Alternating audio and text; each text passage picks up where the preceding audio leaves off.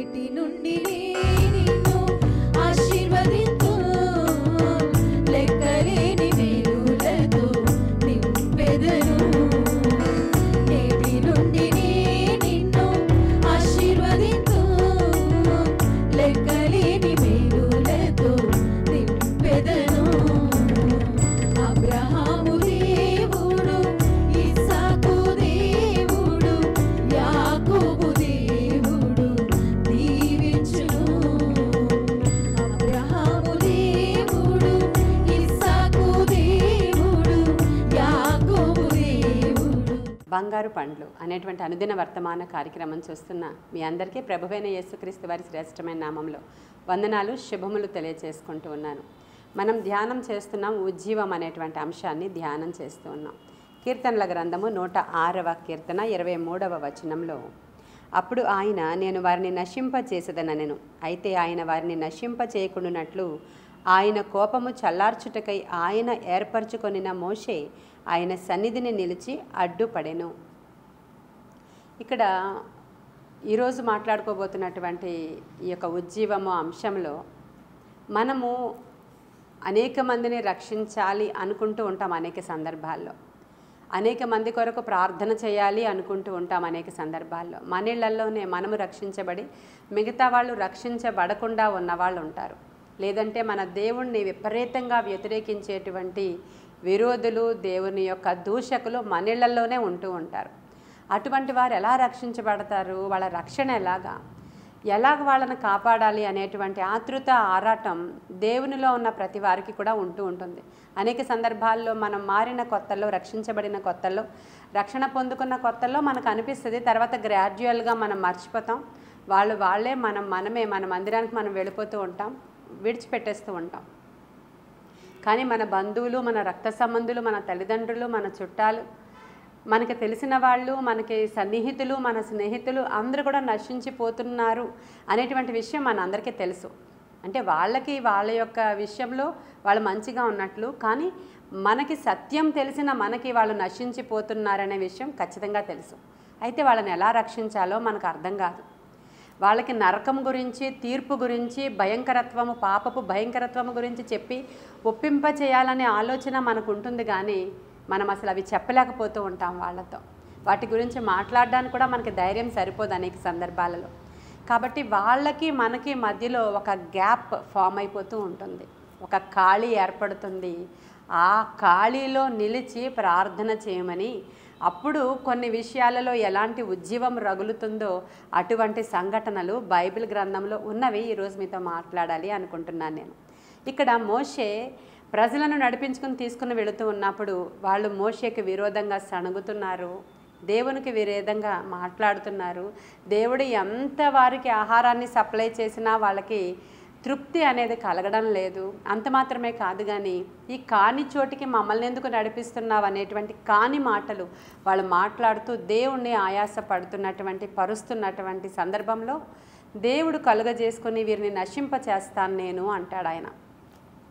ఆ సందర్భంలో ఇప్పుడు మనం కీర్తనలో చూసినట్లు మోషే అడ్డుపడ్డాడంట. ఆ ప్రజలకును దేవునికి మధ్యలో ఆ గ్యాప్లో నిలవబడ్డాడు ఆయన. నిలువబడి అయ్యా వద్దు, వారిని నశింప చేయొద్దు, వారిని రక్షించండి అని చెప్పి మోషే దేవుని యొక్క కోపాన్ని చల్లార్చడానికై ఆయన ఏర్పరచుకున్న మోషే ఆయన సన్నిధిని నిలిచి అడ్డుపడెను అని రాయబడి ఉంది.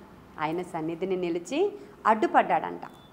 అడ్డుపడి ప్రార్థించినప్పుడు దేవుని యొక్క కోపం అక్కడ చల్లార్చబడినట్లుగా మోషేను బట్టి ఆయన వారిని క్షమించినట్లుగా మనం అక్కడ చూస్తూ ఉంటాం. ఇటువంటి సందర్భాలే మన గృహాలలో ఉంటాయి అని చెప్తున్నాను నేను. కాబట్టి మనము వారికి దేవునికి మధ్యలోనికి మనం వెళ్ళి ప్రభువా వీరిని ఎలా రక్షించాలో మాకు జ్ఞానం దయచేయండి అని ఖచ్చితంగా ఈ ఇయర్లో నూతనమైన ప్రార్థన స్టార్ట్ చేయాలి. చేస్తున్నామండి మేము, మా రక్త సంబంధుల కోసం, తల్లిదండ్రుల కోసం ఎప్పుడూ చేస్తాము అంటాం మనం. అలా కాదండి, ప్రత్యేకముగా మనము అడ్డు నిలువబడి ఒక ఉజ్జీవము కొరకు చేసేటువంటి ప్రార్థన.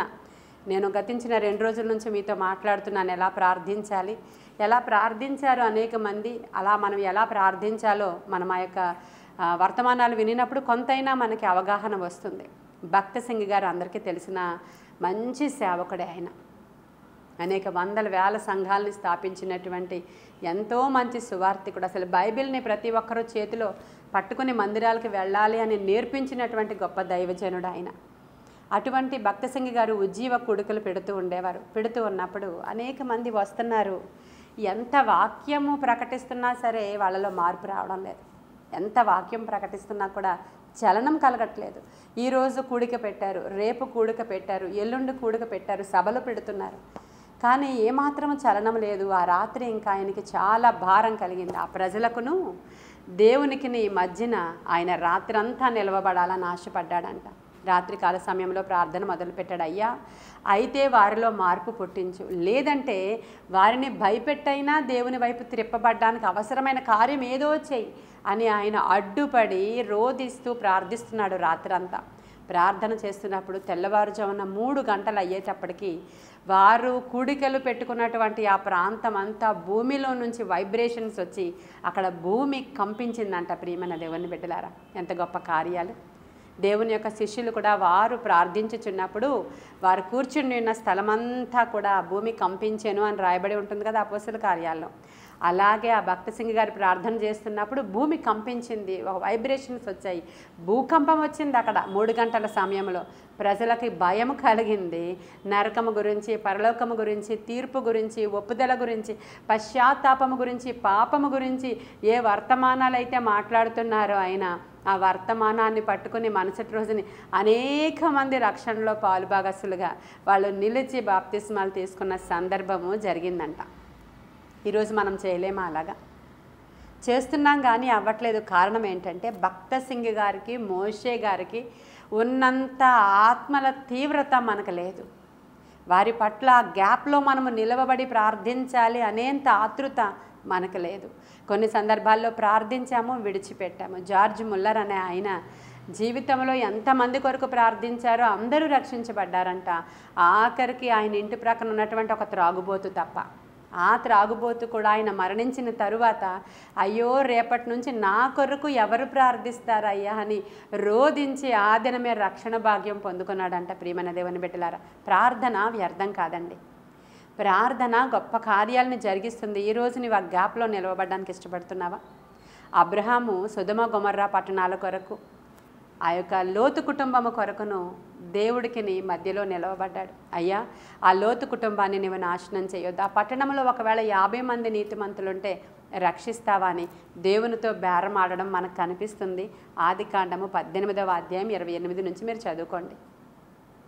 దేవునితో అడుగుతున్నాడు, అయ్యా నీవు 50 మంది ఉంటే రక్షిస్తావా, 40 మంది ఉంటే రక్షిస్తావా, 30 మంది ఉంటే రక్షిస్తావా? ఎందుకంటే ఆ లోతు కుటుంబాన్ని రక్షించడానికి ఈయన చేస్తున్నటువంటి ప్రయత్నం. మరి మన ఇంట్లో చాలామంది రక్షించబడలేదు. చాలామంది నామమాత్ర క్రైస్తవ్యంలో ఉన్నారు. చాలామంది లోకానుసారమైన నైజము కలిగి ఆత్మ సంబంధులుగా లేరు. వాళ్ళు నశించిపోతున్నారు. వాళ్ళ దగ్గరికి వెళ్ళినప్పుడు వాళ్ళలాగా ఉంటున్నావు నువ్వు, మళ్ళీ ఆత్మ సంబంధుల దగ్గరికి వచ్చినప్పుడు ఆత్మ సంబంధుల్లాగా ఉంటున్నావు నువ్వు, అక్కడికి వెళ్ళినప్పుడు వాళ్ళతో నవ్వుతున్నావు నువ్వు, ఇక్కడికి వచ్చినప్పుడు ఆత్మ సంబంధులతో ఏడుస్తున్నావు నీవు. మరి నీ పరిస్థితి ఏంటి? దేవుడు అడుగుతున్నాడు ఈరోజు, నీ పరిస్థితి ఏంటి? వారి కొరకు ఆ బ్రద్దలైన సందులో నిలవబడ్డానికి నీవు ఇష్టపడుతున్నావా? ఈరోజు ఉజ్జీవం రావాలండి. కుటుంబాలలో ఉజ్జీవం రావాలి, వ్యక్తిగతంగా ఉజ్జీవం రావాలి. నీ బిడ్డల కొరకు నీవు ప్రార్థించాలి. అయితే వారిని భయపెట్టి వారిని రక్షణలోనికి నడిపించిన ఆయన, లేదంటే వారికి పశ్చాత్తాపం ఇచ్చి వారిని నీ తట్టు త్రిప్పుకొని ఆయన అని కన్నీటి ప్రార్థన చేసిన భక్తసింగి గారి యొక్క మనవి ఆయన ఆలకించి ఆ రాత్రి భూకంపం రప్పించిన అదే దేవుడు నేటికి సజీవుడిగా ఉన్నాడు. మనకి భూకంపం రప్పించక్కర్లా, వాళ్ళ హృదయాలలో ఒక్క మార్పిస్తే చాలు. పరిస్థితులను ఒక్కసారి చూడగల కన్నులు వాళ్ళకి తెరిస్తే చాలండి. అప్పటి వరకు అక్కడే ఉంది హాగరు, నీటి ఓట కూడా అక్కడే ఉంది, కానీ ఆమె కన్నులు తెరవబడితేనే చూడగలిగింది. ఎలాగనో ఈరోజు మన ఇంట్లో వాళ్ళ కన్నులు తెరవబడితే ఏది సత్యము ఏది అసత్యమని వాళ్ళు గ్రహించగలుగుతారు. ప్రభువా, వాళ్ళ కన్నులు తెరవండి, వాళ్ళ పాపము నుంచి వాళ్ళ చెర నుంచి విడిపించబడడానికి సహాయం చేయండి అని మనకి విరోధులుగా ఉన్న కుటుంబ సభ్యుల కొరకు, మనల్ని తిడుతున్న కుటుంబ సభ్యుల కొరకు, మనల్ని ద్వేషిస్తున్న కుటుంబ సభ్యుల కొరకు ప్రార్థన చేయడానికి ప్రేరేపించబడదామా? ఇంకా అందరికంటే చాలా బెస్ట్ ఎగ్జాంపుల్ మనకి ఎస్తేరు గారు. ఎస్తేరు తను రాణిగా ఉన్నటువంటి దినాలలో గొప్ప శాసనం జారీ చేయబడింది. యూదులందరినీ కూడా చంపించాలి అనేటువంటి శాసనం అది. ఆవిడ ఒక యూదురాలు, తనను పెంచినటువంటి ఆ యొక్క మొర్దెకై ఒక యూదుడు. కాబట్టి వీళ్ళందరూ కూడా యూదులే, వీళ్ళందరూ చనిపోబోతున్నారు. ఒకవేళ ఈమె రాణి హోదాలో ఉంది కనుక, ఈమె జాతి చెప్పలేదు కనుక ఈమె రక్షించబడవచ్చు. కానీ తన జాతి నశించిపోతుంది అనేటువంటి ఒక వార్నింగ్ ఆవిడకు వచ్చింది మొర్దెకై ద్వారా. ఈ క్షణం కోసమే ఒకవేళ నీవు అక్కడ రాణిగా ఉంచబడ్డావేమో చూడు అని తన చిన్నాన్న చెప్పినటువంటి ఆ మాట ఆమెలో ఉజ్జీవాన్ని రగిల్చింది. ఎలాగనో ఈరోజు మీ దైవజనురాలుగా ప్రతిదినం ఉదయకాల సమయంలో బంగారు పండ్లు కార్యక్రమం ద్వారా మీతో మాట్లాడడానికి వస్తున్న నా ద్వారా ఒకవేళ మీలో ఉజ్జీవం కలిగించలేడా దేవుడు? ఆ రోజు మొర్దెకై ఎలా కారణం అయ్యాడో ఈరోజు ఒకవేళ బహుశా నేను కూడా కారణం కావచ్చు కదా. మనలో ఉన్నటువంటి దేవుని యొక్క శక్తిని ఒకసారి ఈరోజు రేపుదామా? మనలో ఉన్న ప్రార్థనాత్మను తట్టి లేపుదామా? మనలో ఉన్నటువంటి దేవుని కొరకైన ఆతృతను మరొకసారి జ్ఞాపకం చేసుకుందామా? ఎస్తేరు ప్రార్థన అనే మాట లేదు కానీ ఉపవాసం ఉండి ఆమె చెలికత్తులు, ఆమె పనివారు ఉపవాసం ఉండి ఒక మాటను బయటికి రిలీజ్ చేసింది. ఆమె రాణిగా ఉండి, నేను ఉపవాసం ఉంటున్నా, నా చెలికెత్తులు ఉపవాసం ఉంటున్నారు, మాతో పాటు మీరు కూడా ఉండండి అని సమాజ మందిరాలలోనికి వెళ్ళమని యూదులకు ఒక పిలుపునిచ్చినప్పుడు వాళ్ళందరూ కూడా వెళ్ళి 3 దినములు ఆమెతో పాటు ఉపవాసం ఆచరించినప్పుడు ఆమె అంటుంది, ఒక్కవేళ ఈ విషయముగా రాజు నన్ను చంపినా కూడా నేను నశించెదను అనుకుని ఆ బ్రద్దలైన సందులో వెళ్ళి నిలవబడింది. ప్రేమైన దేవుని బిడ్డలారా, వెళ్ళి నిలవబడింది. ఒకవేళ నన్ను రాజు చంపితే నేను చనిపోతాను, కానీ నేను ధైర్యం చేసి వెళుతున్నాను అని ఆ బ్రద్దలైన సందులో ఆ గ్యాప్లో నిలవబడింది. ప్రజలకును రాజుకును ఉన్నటువంటి ఆ గ్యాప్లో నిలవబడింది. ఆమె నిలవబడినప్పుడు అద్భుతం జరిగింది. ఉపవాసము ప్రతి పరిస్థితిని మారుస్తుందండి. ప్రార్థన ఉపవాసము వలన తప్ప మరి ఇటువంటివి దేని వలనను సాధ్యము కాదని ప్రభువు మార్క్స్ వార్తలో చెప్తారు. దేని గురించి అంటే, ఒక చాంద్ర రోగి అతడి దగ్గరికి తీసుకుని రాబడినప్పుడు, యేసయ్య దగ్గరికి తీసుకుని రాబడినప్పుడు శిష్యులు చేయలేని పనిని ప్రభువు చేసినప్పుడు, అయ్యా మేము చేయలేదు, మీరు మాకు అధికారం ఇచ్చారు అయినా చేయలేదు, మీరు ఎలా చేశారని అడిగినప్పుడు ఆయన ఒకే ఒక మాట చెప్తున్నాడు, ప్రార్థన ఉపవాసము వలన తప్ప మరి ఇటువంటివి దేని వలన సాధ్యము కాదు. మరి మీరు ప్రార్థిస్తున్నారా? నశించు ఆత్మల కొరకు ఉపవసించి ప్రార్థించాలి అనేటువంటి ఆలోచన ఏమైనా మీకు కలుగుతుందా? ఈ న్యూ ఇయర్లో, ఈ జాన్యువరి నెలలో ఈ విషయంలో కూడా మేము ఉపవసించి ప్రార్థించడానికి ఇష్టపడుతున్నామని ప్రేరేపించబడాలని నేను ఆశపడుతూ ఉన్నాను. ఏం జరిగింది అక్కడ? ఆ రాజు యొక్క శాసనం రద్దు చేయబడింది. ఆ రాత్రి దేవుడు రాజును కలతలో పెట్టాడు, రాజును ప్రేరేపించాడు, ఆ గ్రంథాన్ని తెప్పించుకున్నాడు, చదివాడు, అద్భుతం జరిగింది. ఆ మరణ శాసనం రద్దు చేయబడింది. అక్కడ ఏం జరిగిందండి? గొప్ప ఉజ్జీవము రగిలింది. హల్లెలూయా. ఎస్తేరు యొక్క దేవుడు, మొర్దెకై యొక్క దేవుడు శాసనాలను తారుమారు చేసేవాడని, హల్లెలూయా, రాజు యొక్క మనసును మార్చేవాడని, వారి యొక్క ఉరికంబము నుంచి వారిని విడిపించిన సమర్థుడని వారందరూ పండుగ చేసుకున్నారంట ఉజ్జీవం వచ్చినప్పుడు. ఆ పండుగ పేరే పూరీము. మరి మన దేశంలో ఉజ్జీవం కొరకు ప్రార్థించాల్సిన అవసరత మనకి ఉంది. ఈ రోజుల్లో అనేక మంది సేవకులు చెప్తున్నారు, ఒక్కొక్క సేవకులు ఒక్కొక్క రకమైన బోధలు చేస్తున్నారు అంటున్నారండి. ఒకరు ఇలా ప్రార్థన చేయమని చెప్తున్నారు, ఒకరు అలా ప్రార్థన చేయమని చెప్తున్నారు. ఒకరు మీరు ప్రార్థన చేసినప్పుడు అన్నీ పొందుకున్నారని, నువ్వు చేసేసినందుకు వందనాలని చెప్పమంటున్నారు కొంతమంది సేవకులు అలా కాదు, అయ్యా చెయ్యని ఆయన పాదాల మీద పడి ఏడిస్తేనే కానీ అవదంటున్నారు కొందరైతే అన్నీ జరిగిపోయాయి నమ్మి స్తుతించండి అంటున్నారు కొంతమంది అసలు వాక్యమే ప్రకటించకుండా కేవలం స్వస్థతలు దాని మీద ఆధారపడి వెళ్ళిపోతున్నారు కొందరు. మనం ఏది నమ్మాలి? ఎలా ప్రార్థించాలి? చాలా రకరకాల ఆలోచనలతో ఈరోజు క్రైస్తవ్యం ఉందండి. గిల్బర్ట్ టెనెంట్ అనేటువంటి ఒక దైవజనుడు, ఆయన ఆయన చిన్నప్పటి నుంచి కూడా దేవునితో సహవాసం చేసిన వాడే, దేవుని యొక్క సన్నిధిలో నిలిచిన వాడే, అనేక బోధలు చేసి అక్కడ ఉన్నటువంటి చర్చ్కి ఒక కాపరిగా ఉన్నవాడే. కానీ ఆయన బోధ డిఫరెంట్గా ఉండేదంట. ఆయన ఎలా మాట్లాడేవాడంటే, ఆ దినాలలో బోధ ఎలా ఉండేదంటే, ఎవ్వరు మనస్సు గాయపరచకుండా, ఎవ్వరూ బాధపడకుండా, ప్రజలందరూ కూడా నెమ్మది పొందుకునేలాగా, దేవుడు అంటే దీవించేవాడు, ఆయన చాలా జెంటిల్గా ఉండేటువంటి గాడ్, ఆయన చాలా మంచి దేవుడు, ఆయన గొప్ప దేవుడు అనేటువంటి బోధలే ఆ శతాబ్దంలో ఉన్న కాలంలో ఈ యొక్క గిల్బర్ట్ టెనెంట్ అనేటువంటి వ్యక్తి మాత్రం ఆయన బోధ సుత్తితో రాయిని కొట్టినట్లు ఉండేది అని ఒక అతను రాశాడండి. ఆయన బోధ ఎలా ఉండేది అని జార్జ్ వైట్ఫీల్డ్ అనేటువంటి ఆయన ఈ యొక్క గిల్బర్ట్ టెనెంట్ అనే ఆయన గురించి ఏమి రాశాడంటే, అతడు ఉరుము పుత్రుడు అని రాశాడు. ఉరుము పుత్రుడు అంట ఆయన. ఆయన యొక్క బోధ ఒక సుత్తెతో ఒక బండను బద్దలు కొడుతున్నట్లుగా అలాంటి కఠినంగా ఉండేది ఆయన బోధ. తీర్పు గురించి ఒప్పింపచేసేవాడు, నరకము గురించి హెచ్చరించేవాడు, మారు మనస్సు గురించి గర్జించి చెప్పేవాడు, ప్రతిదినము పరిశుద్ధత కొరకు గట్టిగా కేకలు వేసి అరచి చెప్పేవాడు. ఆయన బోధతో అనేక మంది అభ్యంతరపరచబడ్డారు ఆ దినాలలో. కానీ తరువాత 1730 నుంచి 1740లో అమెరికాలో ఒక ఉజ్జీవము రగులుకుంది ఆయన ప్రార్థనలు, ఆయన బోధల ద్వారా. ప్రియమైన దేవుని బిడ్డలారా, ఈరోజు ఈ బోధలన్నీ మీరు వింటున్నారు. అవన్నీ కూడా ఎవరికి దేవుడు ఏ సేవకుడిని ఏ టైంలో రేపుకుంటాడో మనకు తెలియదు. అప్పటి వరకు బోధ అంతా వేరేగా ఉంది. కానీ ఈ యొక్క గిల్బర్ట్ వచ్చినప్పుడు బోధ వేరేగా ఉంది. అనేక మంది వ్యతిరేకించారు, కానీ ఉజ్జీవము దాని ద్వారా రగిలింది. కాబట్టి ఎవరు ఎలా బోధ చేస్తున్నారో అది వాక్యానుసారమా లేదా లేఖనానుసారమా లేదా చూసుకోండి. నిజమే, దేవుడు అన్నీ చేసేసాడని నమ్మి మీరు అన్నీ ఇచ్చేశారని స్తుతించండి అంటున్నారు కదా, అది బైబిల్లో ఉందా అంటే ఉంది కదా. మీరేం ప్రార్థన చేస్తున్నారో అది మీకు దొరికినవని నమ్మి దేవుని స్తుతించండి అనే మాట ఉంది. కాబట్టి అలాంటి బోధ చేస్తున్నారు వాళ్ళు. అనేక మంది వెళుతున్నారు, స్వస్థతలు పొందుకుంటున్నారు, వారి అవసరతలు తీర్చబడుతున్నాయి. అది క్రొత్త బోధగా మనకు అనిపిస్తుంది. దానిలో మంచి ఉంటే మనం తీసుకోవాలి. కాబట్టి ఏమి అభ్యంతర పడద్దు బోధలను బట్టి, లేదంటే డినామినేషన్స్ని బట్టి, లేదంటే అనేక మంది క్రొత్తగా ఏదో సేవకులు పుట్టుకొచ్చారని. అవన్నీ అనవసరం. మనకి దేనిలో నీకు ఆదరణ దొరుకుతుందో, ఏ బోధానికి కంఫర్ట్ ఇస్తూ వాక్యానికి రిలేట్ అయి ఉందో, వాక్యానికి సరితూగుతుందో, వాక్యము దానిని సమర్థిస్తుందో అటువంటి బోధలు మనం వినడంలో తప్పులేదు. వాక్యాన్ని చదవాలి, వాక్యము ద్వారా తెలుసుకోవాలి. తరువాత మనము ప్రార్థన అధికము చేయాలి. ఆ గ్యాప్లో నిలవబడ్డానికి అవసరమైన కృప కొరకు దేవుణ్ణి అడగాలి. గొప్ప ఉజ్జీవ జ్వాలలు రగల్చాలి ఈ సంవత్సరంలో అని దేవుడు కోరుకుంటున్నారు. నేను న్యూ ఇయర్ 31st నైట్ మీకు కొన్ని మాటలు చెప్పాను. ఇయర్లో ఏమేమి సంభవించబోతున్నాయో. చాలా గందరగోళ పరిస్థితులు, ప్రకృతి వైపరీత్యాలు, ఒక ప్రక్కన స్వార్థ ప్రియులు పెరిగిపోతున్నప్పుడే మరలా ఉజ్జీవం కూడా రగులుతుంది.